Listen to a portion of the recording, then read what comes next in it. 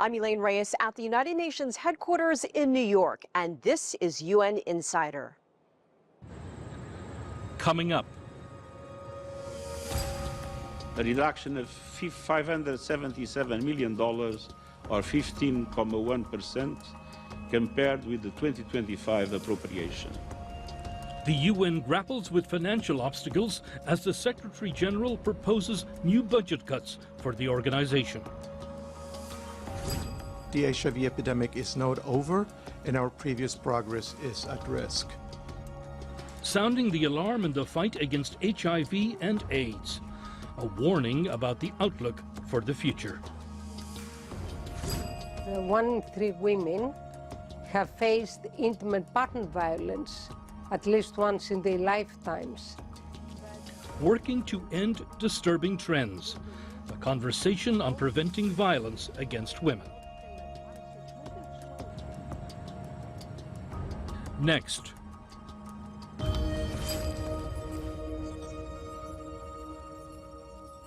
The Palestinian question lies at the heart of the Middle East issue. It is a matter of international fairness and justice and has a bearing on the situation in the region.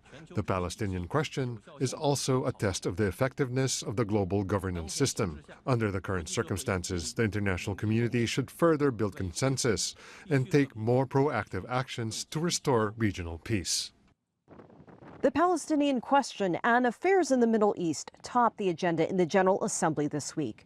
China's deputy permanent representative was among those calling for decisive action to uphold the rights of the Palestinian people. Shudija is monitoring developments inside the UN and has more on our top story. Deja. Yes, Elaine. It's already December, and it's been a relatively quiet week here at UN headquarters. Security Council members went on a mission to Lebanon and Syria, the Council's first trip to Middle East in years. They held bilateral meetings with officials in both countries and visited UNIFIL in southern Lebanon. What is the purpose of this visit? Here's what this month's Security Council President, Ambassador Samuel Zbogar of Slovenia, had to say. We'll convey messages, what we expect from Syria regarding inclusivity, fight against terrorism and other elements. In Lebanon, it's a different challenge because on one side you have violation of the ceasefire, but also you have one promise of the ceasefire is that it's only state apparatus that will carry arms. That means disarmament of Hezbollah, and there's still some challenges. So I think the message is there will be also of support for the leadership in Lebanon. And what is the Secretary General's view on the significance of this trip to the Middle East? Look, I think it's always very important for Security Council members to physically go to so many of the places that the Council has business is on the Council's agenda. We very much hope that the visit will increase the dialogue between the United Nations and and Syria, and help advance some of these issues that you raised. Stay in the region. On Tuesday, the General Assembly adopted 2 resolutions on the Middle East. One reaffirmed support for the two-state solution and a peaceful settlement of the question of Palestine. The other reaffirms that Israel's occupation of the Golan Heights is illegal. And here's the reaction from Palestine's ambassador, Riyad Mansour. This landmark and framework resolution comes at a critical juncture where it is imperative to reaffirm the fundamental norms that govern our international law-based order and identifies the means to pursue their implementation when it comes to the question of Palestine. These norms must serve as compass for the achievement of just and lasting peace. In response, Israel's Ambassador Danny Denoon said, the General Assembly once again proves how disconnected it is from reality. Israel will not return to the 1967 lines and will not abandon the Golan Heights. Not now, not ever. Now to the Caribbean. Tensions flared again last weekend between the United States and Venezuela. How does the UN assess the current situation? There seems to have been another escalation between U.S. and Venezuela, especially President Trump announced the closing of the airspace of Venezuela. What is the United Nations position on the latest development? I mean, our position has been, our position remains consistent. I mean, we've seen the reports about the airspace, and I can tell you, and it won't surprise you, that we call for the full respect of states' obligations under international law, including the Charter and all other applicable legal frameworks, as well as the use of existing mechanisms to address any issue, including these issues, peacefully, ensuring the safety and security and connectivity of international civil aviation. And finally, December also means the UN must approve next year's budget.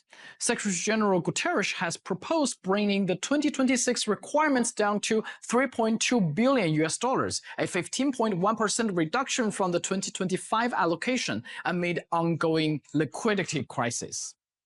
Liquidity remains fragile, and this challenge will persist regardless of the final budget approved by the General Assembly, given the unacceptable volume of arrears. We ended 2024 with $760 million in arrears, of which $709 million is still outstanding from 2024. We have also not received $877 million of 2025 dues, and so thus arrears now stand at $1,586,000. What we do know is that the United States still owns nearly $1.5 billion. Hopefully, some of those arrears will be paid to help ease the financial situation. And that's all from me for now. Back to you, Elaine. Shudija, thanks.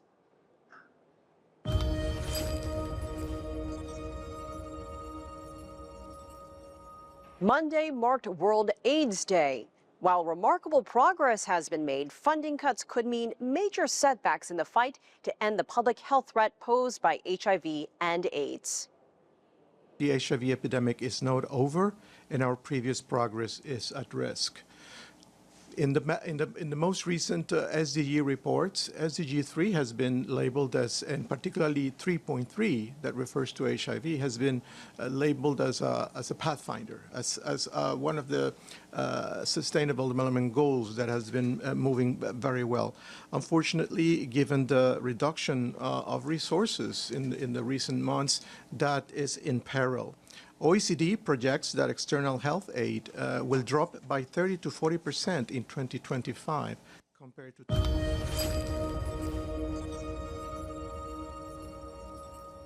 Let's take a look at some of the other issues on the UN's agenda. The road to peace, security and stability was long and difficult. However, with the support of the international community, Iraq came out victorious, but with untold sacrifices. The UN is winding down its assistance mission in Iraq after more than 2 decades.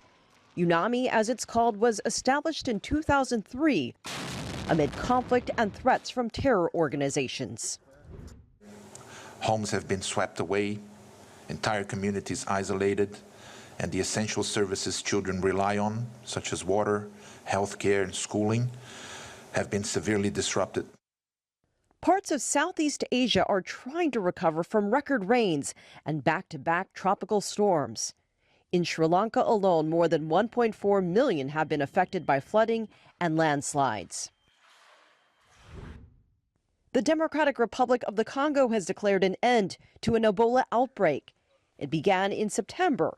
More than 60 cases of the virus were reported. Coming up. We need a more comprehensive approach to address the root causes of such violence against women and girls. UN Insider.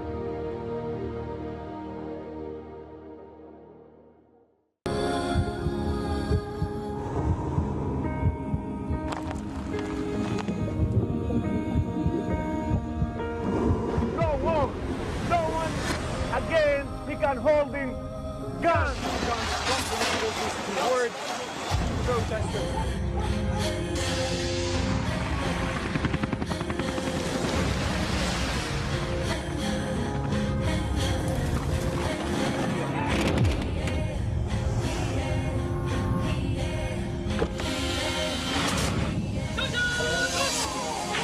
Were you worried about your life at that particular time?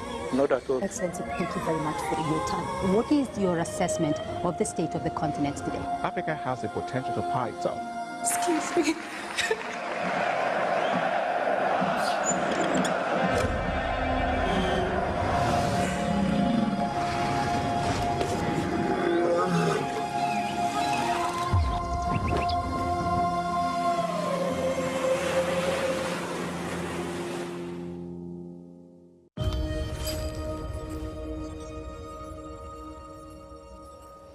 The UN recently observed the International Day for the Elimination of Violence Against Women. In 2024, 137 women and girls were killed every day by partners or family members. Violence is a very real threat for many women, and there is increasing concern about violence and harassment that begins online. I sat down with Calliope Mingaru from UN Women. She is chief of the Ending Violence Against Women section. Can you tell us more about the rise in digital violence against women, and what are some of the biggest concerns that women and girls face in this digital realm? Right now, we know, for example, that 1 in 3 women have faced intimate partner violence at least once in their lifetimes. But given the digital revolution and all these digital and technological advances moving so rapidly, we have also experienced the phenomenon that women and girls have been facing so much harm and so much violence when they are entering the digital platforms for recreation, for having opportunities, economic opportunities, for exercising their own political rights, or just being there to interact with each other. But we see that there has been so much harm against them. We have trolling, we have stalking, so it is an imperative to address the digital harms that women and girls they face in their everyday lives when they try to exercise their rights and to communicate with each other. And very often as well, we see what's happening in the digital spaces does not stay in the digital spaces. It has such serious consequences for the lives of women and girls at every possible level. And very often, we see that digital violence becomes offline violence. There was a very big story, global story recently about a female politician. Mexico's President Claudia Sheinbaum was touched inappropriately in public, caught on camera, and now she is pressing charges against the person who did that, a man. How important was it for the world to see her take action in a very public way? That was a very important action, and it's the right of every survivor, of every woman and girl who has experienced harassment and violence at all levels, not only physical violence, but also psychological violence, economic violence. There's so many different aspects to seek redress and to seek support. But it's not always easy for all survivors to be brave and to go and ask for support, because very, very often they face a lot of stigma and a lot of re-victimization of sectors that they are supposed to be protecting them, like the police and the justice sectors. And very often we have the victim blaming. What kind of clothes were you wearing? How much alcohol did you consume the night you were abused? And all that creates a cycle of re-victimization for women and girls. But I think it's very important to know, one, criminalizing violence and having strong laws and strong responses from the police and justice sectors is definitely a very important element in order to address violence against women and girls. At the same time, though, we need a more comprehensive approach to address the root causes of such violence against women and girls. We really need to work with men and boys to address the social norms and the beliefs, the attitudes that society holds more broadly about how violence is a normalized part of our societies. We are living at a time where budgets are shrinking, governments, local municipalities. How are aid cuts impacting the fight to end violence against women? And many organizations which are designed to help end violence seem to be struggling with funding. How much of a concern is that? We have recently published a report called At Risk and Underfunded. And from this report, the findings are really, really alarming, because we have more than 30% of the organizations that they reported back to us, they have to scale down their operations, and there we're talking about life-saving services.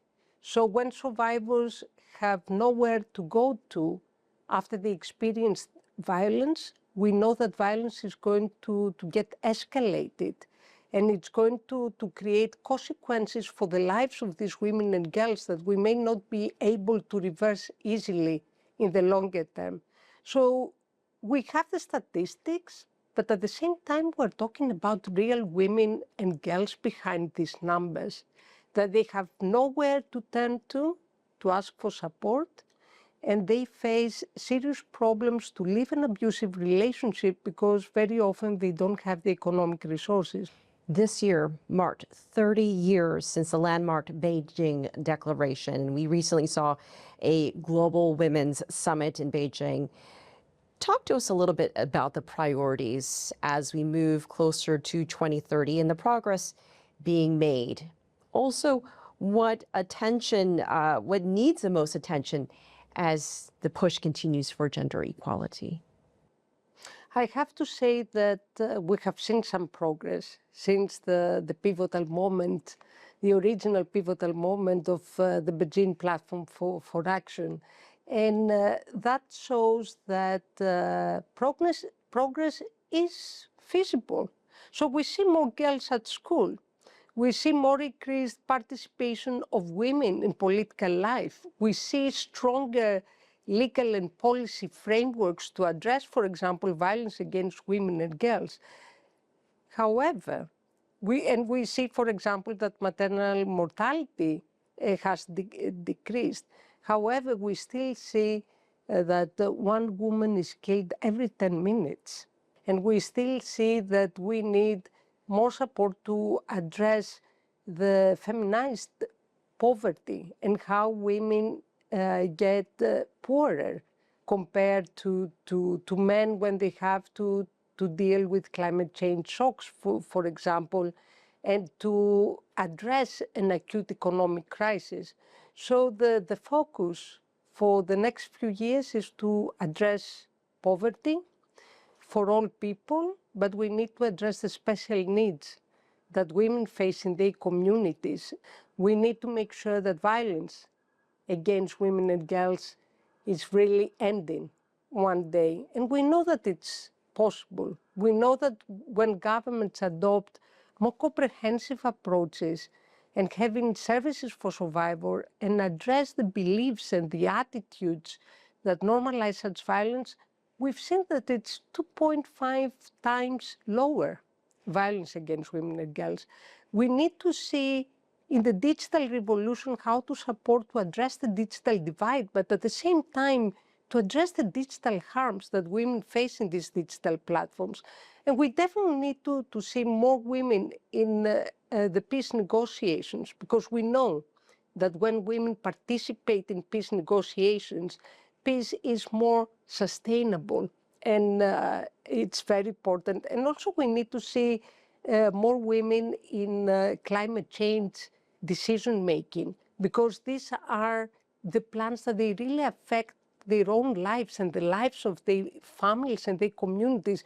And very often we see that women, they know really well how to address this kind of risks that their families and their communities are facing. Ms. Calliope Mingaru, thank you for joining us. Thank you so much for having us here. UN Insider.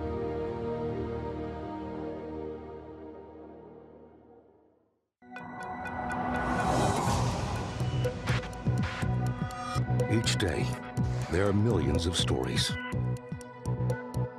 Each one can open new perspectives, new possibilities. Wherever you look, we are there. To see, discover, explore. We put the pieces together to find what really matters to you, all around the world, all around the clock. Our reporters are at home across the globe. From our headquarters in Beijing and production centers in Washington, Nairobi, and London, China Global Television Network. Stories from across the globe, reaching people across the globe. CGTN. See the difference.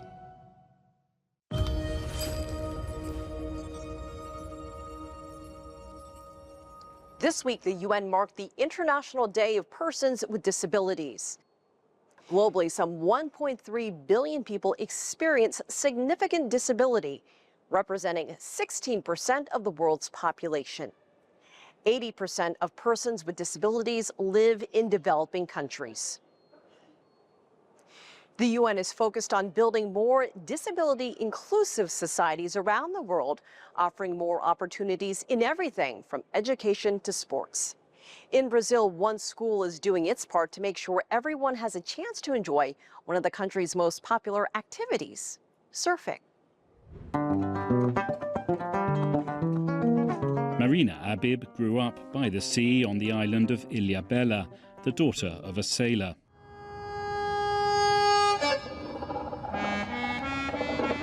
A renowned contemporary dancer, in 2022 she was diagnosed with a rare illness, leaving her lower body temporarily paralyzed. She's had to relearn basic functions such as eating and walking. Eu sinto a necessidade. I feel the need to be in movement. Em movimento. Marina began taking classes at the surf school in January 2023. Acho que o mar, para mim, the sea, for me, has this feeling of home. It's inside of me. Casa, tá em mim. Getting on a board, she says, is everything to her.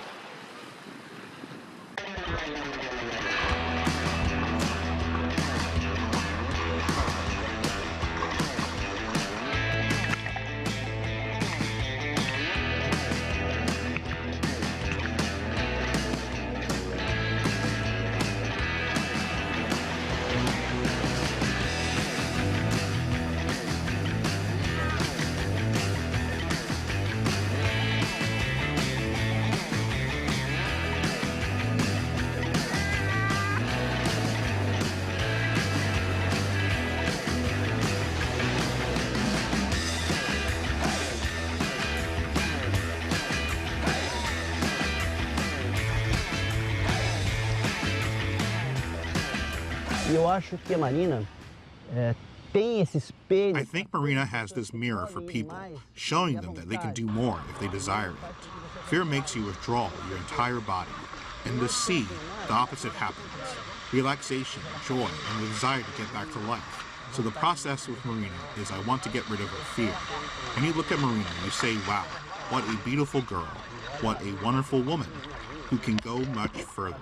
So when we see that we got her to smile, we say, well, we achieved something.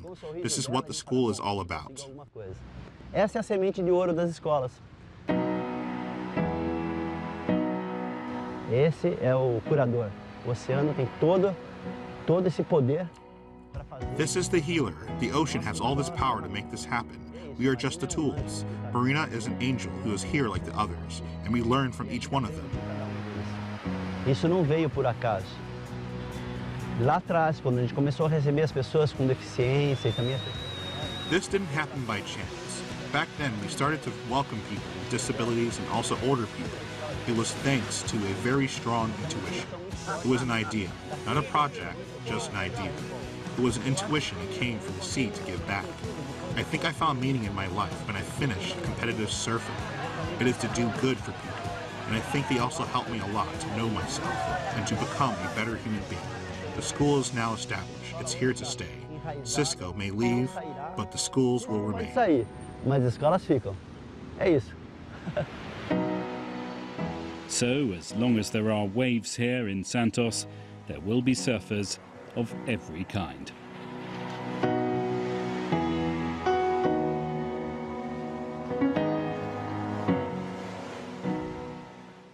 I'm Elaine Reyes at UN headquarters in New York. Thanks for being a UN Insider.